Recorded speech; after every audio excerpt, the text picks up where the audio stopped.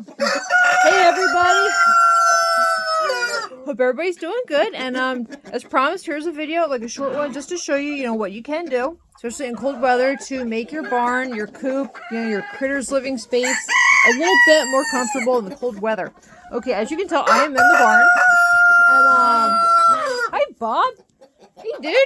Bob, say hi. He's a man. Hey Iggy. Hey Pebbles.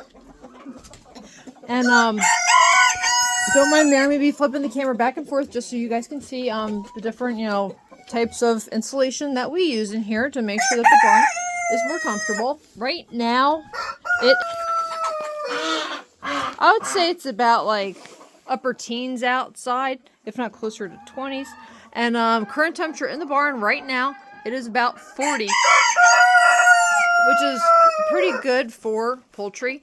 Usual optimal temperature is like around 50, but it's cold outside, so we'll take 40 degrees. Anywho, the barn is 20 foot by 20 foot, and the floor is cement. So the first thing to do to make sure that you actually do keep a warmer area is to make sure that the floor is covered, because cold air will actually come up through lower levels and stay there. So if you if you have a good insulated floor, that usually helps out right there. So as you can tell, I got some hay on the floor here. It's pretty much around the main spots, and I'll freshen it up, just to make sure that it's dry and warm, because wet floor bedding actually makes the area colder. So cold attracts cold, don't forget that. And cold stays lower as opposed to heat that rises up. And you can tell too, in the other parts of the barn here, especially in corners and crevices, there's more hay too. And an egg right here. All right, yeah. And also too, next is your entrances, because you can tell that usually there's the main door here. And I got two really thick blankets right here. And you can use blankets that you have at home, stuff that's pretty thick and durable, because as long as you block where the draft is coming from, that'll actually increase your temperature too. Common sense stuff. But I have it around the whole line of the barn here, because it's actually double doors, but the one side I open, for in and out access. And when it gets hot in the summertime, I'll open up both doors. And then down here, this is actually really neat stuff, because normally you can actually see the space here that the blanket doesn't cover. So what I did, I found some really cool stuff on Home Depot.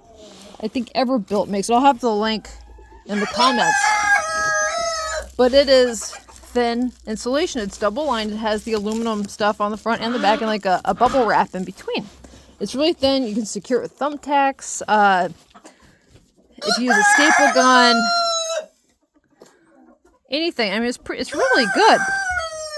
And it actually helps keep in more heat. Because right here, it'd be pretty cold. But since I put it up, the temperature has gone up quite a bit. Oh, hey, Big Red. Hey, bud. No, you're okay. You're okay. Hey, Easter. Oh, hey, April. How you doing, dude? I actually have a roll of it over here that I'm going to use just to patch up some more areas in the ceiling. Yeah, but this is it. It comes in different lengths, different sizes, but it's usually 2 feet for the width, and you can get different lengths of it. Huh. What do you think, Olaf? Hi, Dinah. And it's pretty good stuff. Yeah, and it's not thick at all. So it's very easy to cut too. And it doesn't really cost that much. The roll that I got was 2 foot by 25 feet, and it was $30. So all in all, that's not too bad. And then for the ceiling, because normally in the spring, summer, and early fall, this whole ceiling is open. But in the wintertime, I close it up, because heat, unlike cold, will rise. So we want to keep that heat and actually keep it here for everybody. Because once that heat leaves, it's harder to actually keep it within. And this is just cardboard that I have at home. Open up boxes, fold it out. And then I put some of the pink insulation above that to trap in the heat. And then that way, like, the guys don't eat it, you know, it doesn't fall and they don't, you know, peck at it. And then in the springtime when it gets warm and I, you know, remove the ceiling here, I can, you know, discard the cardboard that got wet, you know, maybe moldy from, you know, the thawing, freezing, and all that stuff. So in that way, it's clean up there for everybody. And just from doing that, I've been able to keep the barn between like 20 to 30 degrees warmer inside here for everybody than it is outside. Which is pretty good because, I mean, they get cold too, but it's like I don't use heat lamps, and a lot of people are surprised about that. First of all, it's a fire hazard.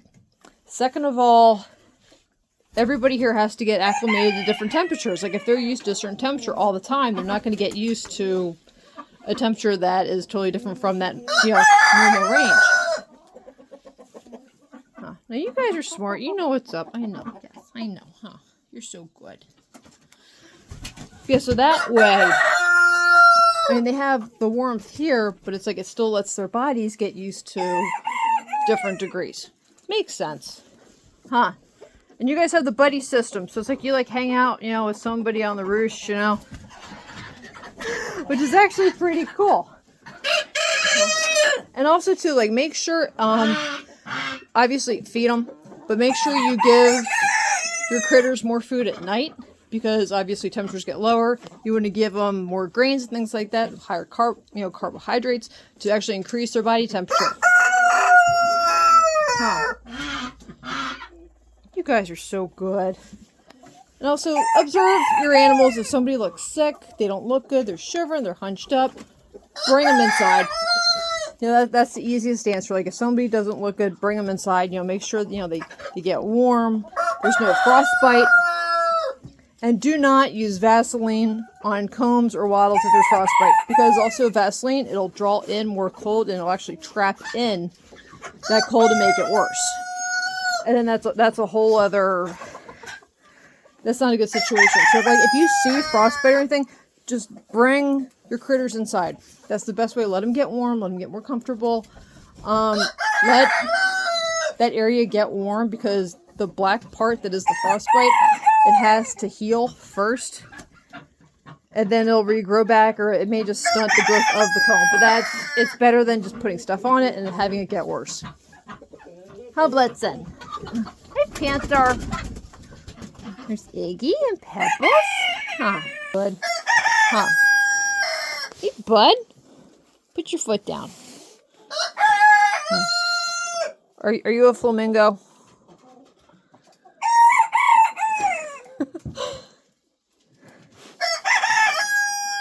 You know, you're a good boy. Yes, you are. You are a good dude. Oh, you guys are so good. But if anybody has any questions, please feel free to ask. And, I mean, how else, you know, we find out if you don't ask a question, you know? Huh, Orlina? And your birthday's next week. I know you could be 4 years old. I know.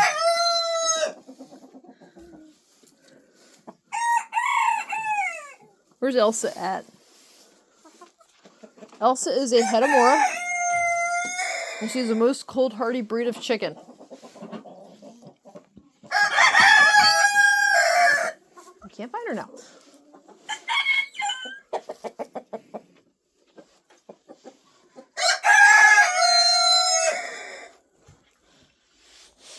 You guys are like, we're ready for bed. We've had a long day. And that's okay. Yeah. Right, Domino?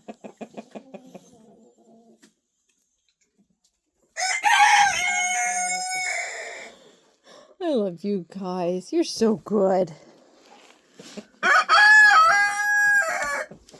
Yeah, but definitely make sure you feed them a lot of carbs at night. Grain, corn, all that stuff. Because that'll up the body temperature, therefore making them warm. A biscuit. Hey, Twizzler. Hey, Morty. Bonjour.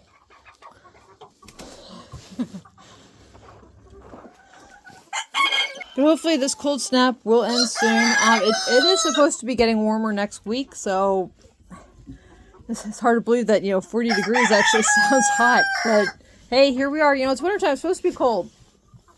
Just think, if it's this cold now, that means we're probably going to have a really hot summer because it's got to balance out, which makes sense. Huh. Good job.